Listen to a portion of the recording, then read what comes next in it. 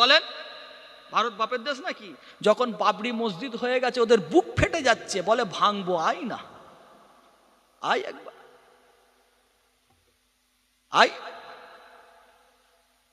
রাতের অন্ধকারে দেখেছেন না আইলাম মোহাম্মদ সাল্লাল্লাহু আলাইহি ওয়াসাল্লাম বলার জন্য যে ফেস্টুন হয়েছিল, তাই না? ফেস্টুন দেওয়া হয়েছিল তো, আস্তে আস্তে দেখছিলাম ওখানে লাগানো আছে যে ফেস্টুন লাগানো হয়েছে, রাতের অন্ধকারে ছিড়ছে। যদি মায়ের দুধ খেয়ে থাকি সামনে এসে ছিড়বি, ইমানদারদের সামনে এসে ছিড়বি, তখন বুঝিয়ে দেবো ইমানদারদের পাওয়ারটা কতটা। কথা ঠিক না ভুল বলেন তো, তাই না? বাড়িয়ে দেবেন নাকি যে তুমি আমাকে পাথর মারবে আর আমি তোমাকে কি গোলাপ ফুল দেবো?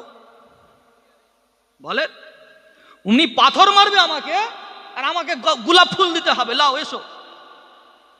কথা বুঝতে পারেন না? এই ভাবার দরকার নেই, ভাবার দরকার নেই। এই যদি মন্দির হতে পারে, মসজিদ হতে অসুবিধা আছে? এই ভারতটা কি কারোর বাবার দেশ নাকি? এই ভারত কি কারোর বাপের দেশ?